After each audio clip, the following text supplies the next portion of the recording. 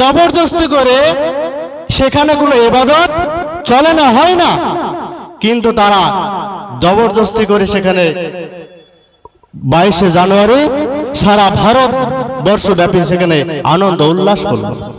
আচ্ছা বলেন, রামের যে জন্ম হয়েছে, রাম তো কাউরের পেটে ছিল কি ছিল না? ছিল।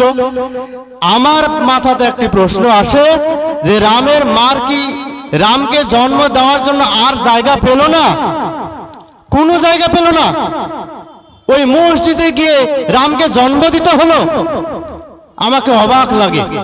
যেখানে সালাত আদা হয়েছিল এক সময়, সেই মসজিদ যখন সুপ্রিম কোর্ট রায় ঘোষণা করেছিল যে মসজিদের এই জায়গায় রামের কোনো জন্ম হয়নি, তারপরও ক্ষমতার বলে, দাপটের বলে তারা জোর জবরদস্তি করে সেই বাবরি মসজিদকে শহীদ করে তারা রাম মন্দির উদ্বোধন করেছে এই মাসের 22 তারিখে।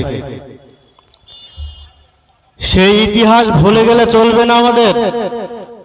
আমাদের সেই ইতিহাস মনে রাখতে হবে।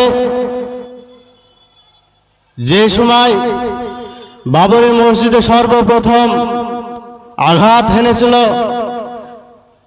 যে বাবরি মসজিদে সর্বপ্রথম যে শাবল দিয়ে আঘাত করেছিল, তার নাম আমরা স্বর্ণ অক্ষরে লেখা আছে, আমরা ভালোভাবে জানি। তার নাম বলবীর সিং।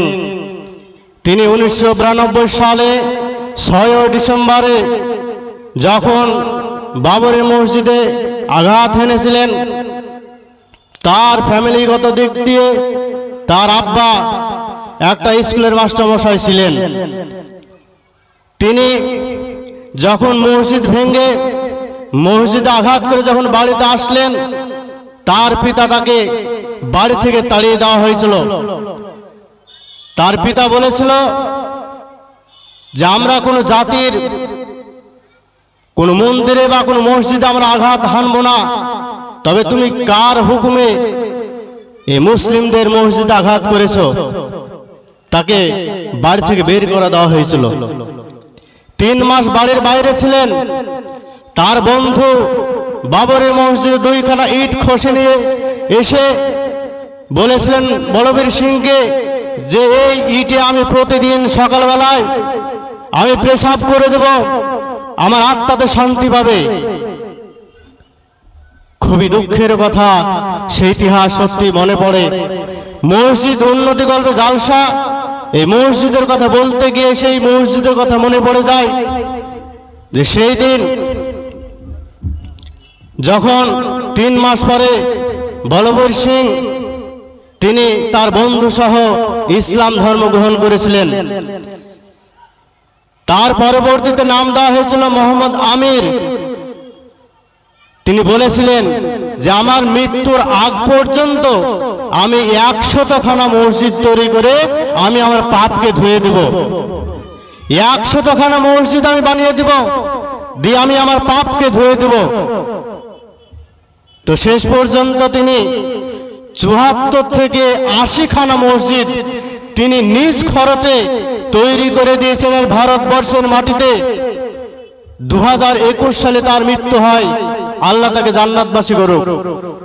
এই বলবীর সিং, তার পরবর্তীতে নাম দেওয়া হয়েছিল মোহাম্মদ আমির।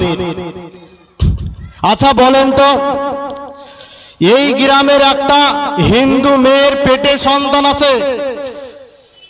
সেই হিন্দু মেয়ের পেটে সন্তানটা যখন প্রসব বেদনা উঠবে, তখন সেই মহিলাটা কোথায় যাবে? মন্দিরে যাবে না মসজিদে না হসপিটালে? নিশ্চয়ই হসপিটালে যাবে, এটা আমাদের ধারণা। কেননা পৃথিবীর বুকে যত ধর্মাবলম্বী মানুষ আছে, প্রত্যেকেরই তারা মন্দির হোক আর গির্জায় হোক আর মসজিদ হোক না কেন, তারা পবিত্র স্থানে তারা এই অপবিত্র কাজ তারা করতে যাবে না।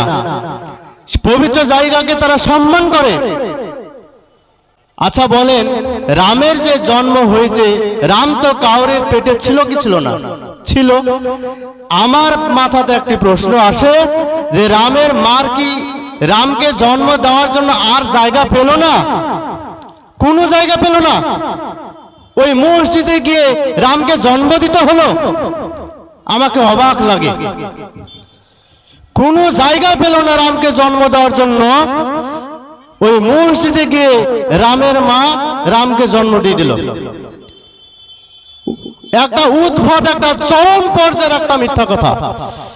মিথ্যা কথার একটা লিমিট থাকে, একটা চরম পর্যায়ের একটা মিথ্যা কথা বলে দিল যে এইখানে বাবরি মসজিদ, এখানে রামের জন্ম হয়েছে।